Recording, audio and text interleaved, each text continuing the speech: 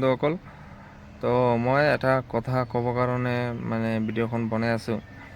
এইটো মোৰ নিজৰ হেৰিৰ পৰা কৈ আছোঁ যে দাদাৰ যিখন মুভি লাষ্ট মুভিখন লগাইছে চিনেমা থিয়েটাৰত।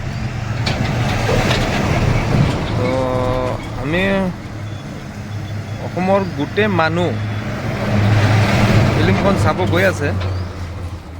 ময়ো গৈছিলোঁ, এদিন গৈছিলোঁ। আমি য'ত থাকোঁ তাতে চিনেমা থিয়েটাৰ নাই, সেইটো কাৰণে আমাৰ ফিল্মখন চাব হ'লে ডিপু নহ'লে হোজাই যাব লাগে। হোজাই আগতে হলটো বন্ধ আছিল, সেইটো কাৰণে দাদাৰ মুভিটোৰ কাৰণে স্পেচিয়েলি হলখন হেৰি কৰি ফিল্মখন লগাইছে, দাদাৰ মুভিখন লগাইছে। তো সেইটোকে মোৰ অসমৰ যিমান চিনেমা থিয়েটাৰ আছে মোৰ এটাই অনুৰোধ যে দাদাৰ মুভিখন যেতিয়ালৈকে পাব্লিকলি ডিমাণ্ড থাকে তেতিয়ালৈকে ফিল্মখন চলিব লাগে। কাৰণ বহুত মানুহ আছে তেওঁলোকৰ জাগাত হয় চিনেমা থিয়েটাৰ নাই, তো ফিল্মখন চাব হ'লে বাহিৰত যাব লাগে। তো সেইটো কাৰণেই চবেতো যাব নোৱাৰে। তো কিছুমান মানুহ হয়তো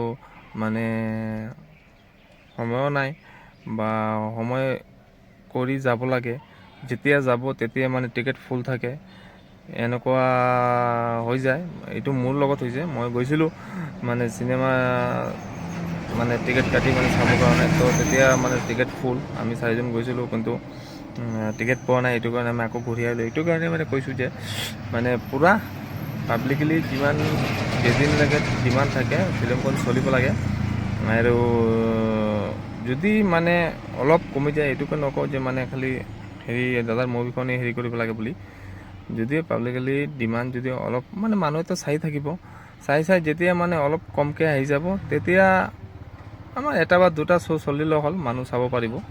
এইটোকেই আৰু মোৰ অসমত যিমান হেৰি আছে থিয়েটাৰ আছে, থিয়েটাৰৰ অনাৰ আছে, সিহঁতক মই অনুৰোধ কৰি আছোঁ যে ফিল্মখন খালি হেৰি কৰিব নালাগে, পটককৈ বন্ধ কৰিব নালাগে, ফিল্মখন চলি থাকিব লাগে। তো সেইটোৱেই, আৰু বেছি নকওঁ। ফিল্মখন চাব লাগে। ময়ো চাব গৈছিলোঁ, এদিন হোৱা নাই, যাম আৰু এদিন হেৰি কৰি আৰু এদিন যাম। এইটো কাৰণেই কৈছোঁ যে ফিল্মখন যেতিয়ালৈকে মানুহে চাই থাকে ফিল্মখন থিয়েটাৰত চলিব লাগে। এইটোৱে, আৰু বেছি কি ক'ম আৰু। জয় আই Assam, justice for Zubeen da.